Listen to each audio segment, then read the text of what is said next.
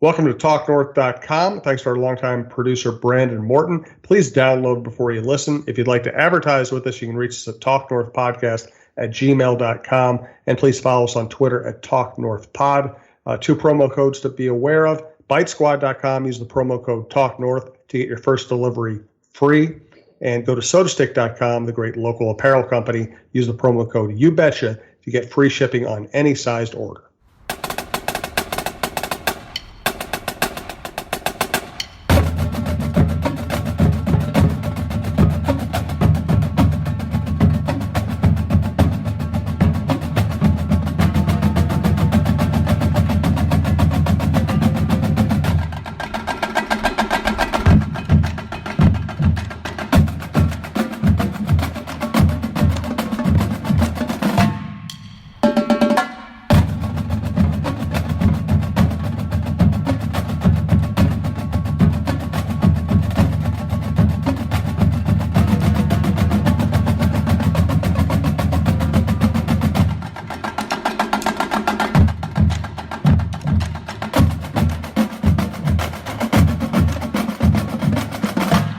Welcome back to Preps Today with John Millea. We are in the middle of it now. All kinds of things going on in the prep sports world. And John, of course, is the right person to bring it all to you because he goes out and gets it. He goes all over the state driving his branded Camry.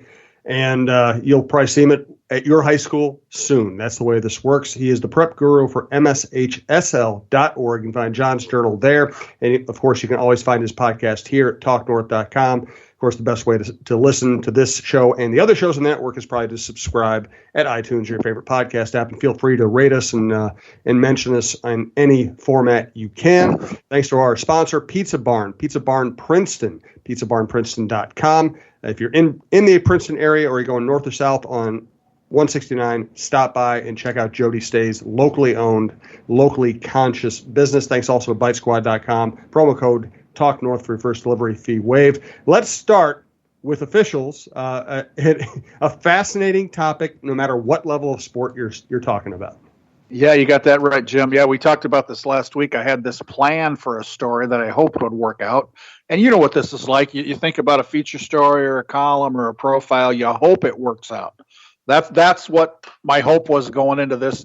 You know, my plan was to eavesdrop on a team of football officials, and I did. They used walkie-talkies with earpieces, and they gave me an extra one, and I sat in the press box. This was Friday night, Edina at St. Michael, Albertville for homecoming in St. Michael, and I'll tell you what, it worked out even better than I ever could have dreamed.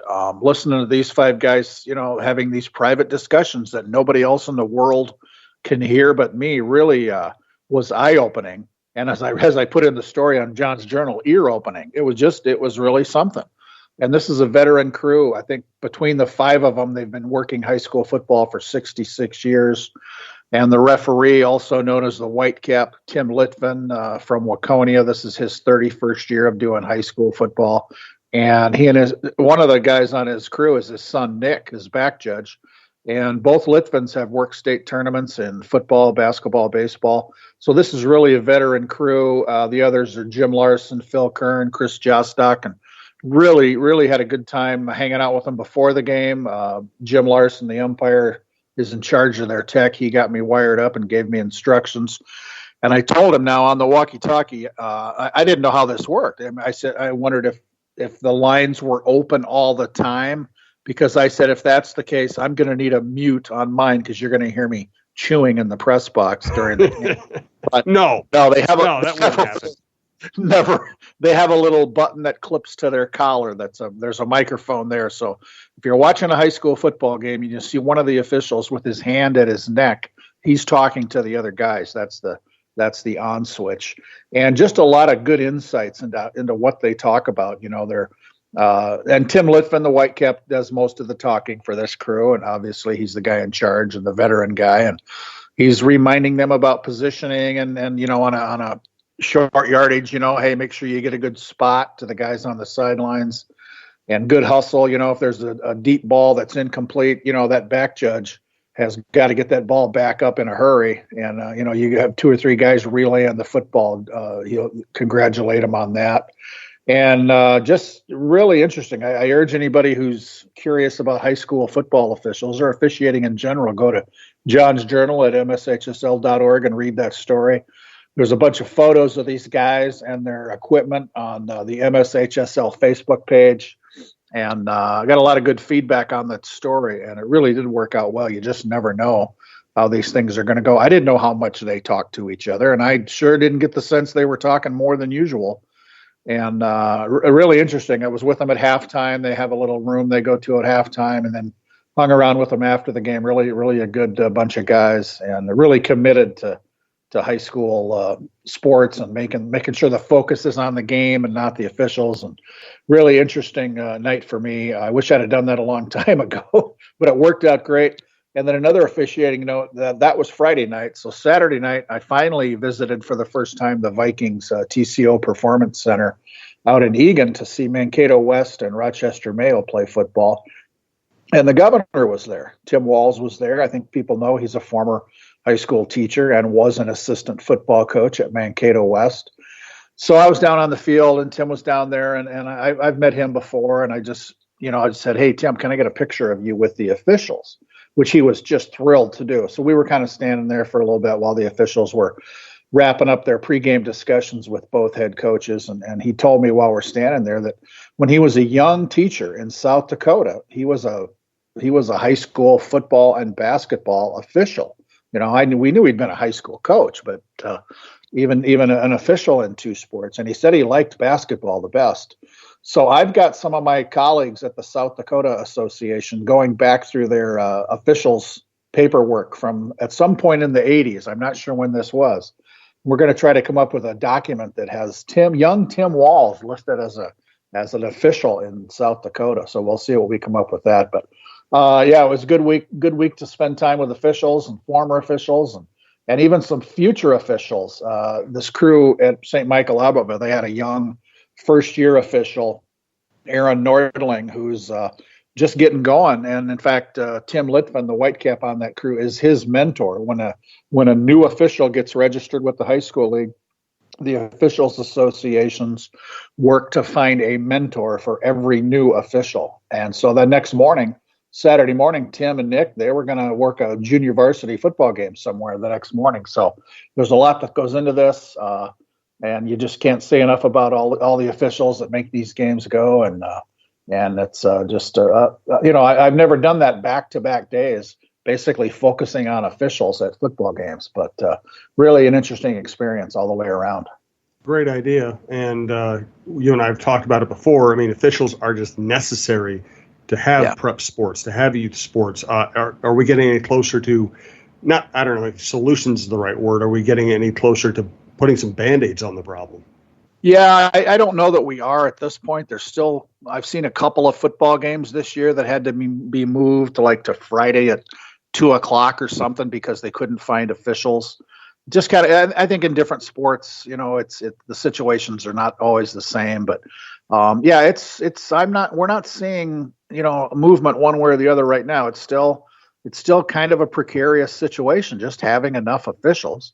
And it's a national thing. I see stories all the time and tweets and Facebook posts from various parts of the country where, parents who misbehave, that's the main reason, young officials don't stick it out or even veteran officials hang it up. They're just tired of the abuse. So, and there are things that are being done to try to get parents to behave a little better and maybe some yellow cards and red cards. I've seen that system used in a gym at a basketball game. If an adult in the stands acts up, an administrator will basically walk up to them and give them a yellow card that has a message on it, kind of a warning. And then if it keeps up, they bring security and the person is ejected. Now, we're not at that point in Minnesota, at least on a large scale basis, but it's an issue. And that's part of the thing with officials. We got to treat these people right or there will be no games to go to.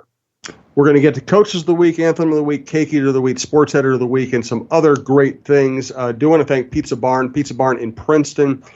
You can find their website, pizzabarnprinceton.com, easy to remember. And there you can find dine-in specials. You can order on the website for either takeout or delivery. You can find out takeout and delivery specials. You can see their menu, their beers, their pizza of the month. Yeah, they do some great things, Jim. And I was looking at the Pizza Barn Facebook page. There's a good reminder. October apparently is National Pizza Month. I thought every month was National Pizza It is Month. for me. It is for me. And we've talked a lot about just the community things that the Pizza Barn does. And so Monday night this week they had a kind of a fundraiser for the Princeton High School. I think it was the volleyball team. Yeah, they did a fundraising thing from 4 to 8.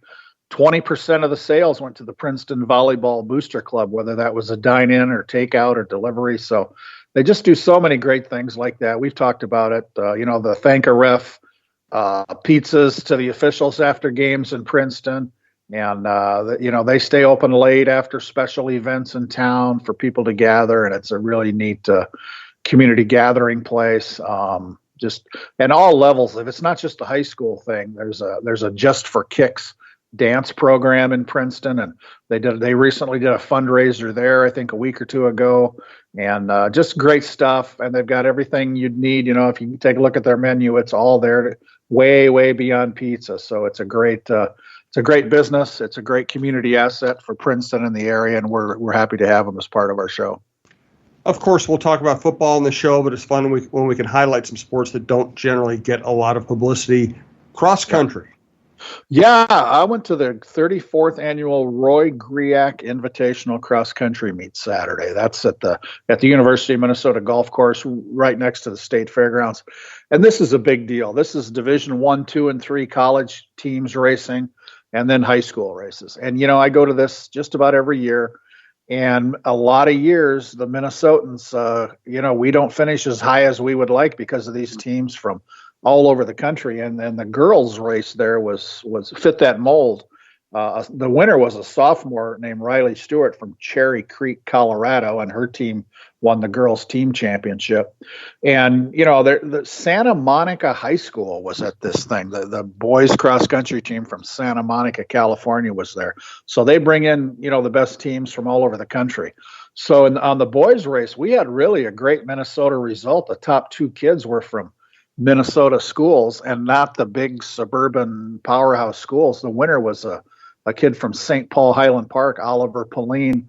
So there were 571 boys in this race. So Oliver from Highland Park was first, and Emmett Anderson from Staples Motley was second. And that's really, really impressive to have two kids from not the giant schools, not the ones you always hear of, finish 1-2. And then in the team race, it was two Minnesota teams. White Bear Lake was the boys champ.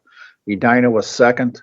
And Oliver from Highland Park, this is pretty rare. He was the first St. Paul public school runner to win the GRIAC, in 34 years. And there was one from a Minneapolis public school, Hassan Mead from Minneapolis South, way back in 2006. I covered him in the Olympics, and I might be covering him in the next Olympics as well. There you go. Yep. He just ran in Doha in the 5,000 meters at the World Championships and finished 11th on Monday. So now I'm not putting that kind of pressure on Oliver from Highland Park, but that says something about the running community in Minnesota and what these kids go on to do. Ben Blankenship from Stillwater's an Olympic miler, and there's just all kinds of them. So, but I was talking to Oliver Pauline after he won it, and he just had some great things to say, and you can find that story on John's Journal. He told me, I don't think St. Paul gets enough recognition for what we have. We have something really special. And just being able to represent St. Paul, specifically Highland, I'm really happy because it's a great place to be and a great place to run. So there you go. He was great. I really enjoyed talking to Oliver after the race. As he crossed the finish line, he kind of popped his jersey with his thumb showing Highland, and he's hoping to do that at the state championships the first Saturday in November down in Northfield. So we'll see. And one other Minnesota runner in that girls race, I said the sophomore from Cherry Creek, Colorado, she won that race by 37 seconds. That's a huge margin in a 5,000 meter cross country race. And the second place runner was a Minnesota girl, Anna Fensky from Farmington. That's a name that cross country people in Minnesota know. And I've got one more cross country note. I saw a photo on Twitter from Wilmer. It's a runner from Wilmer High School named Aiden standing at the finish line after a cross country race. I think it was in Wilmer. And he's congratulating and every other runner to come across. And the thing is, in cross country, that's not rare. The winner often does that. You finish, get your breath, and you wait at the finish line and you shake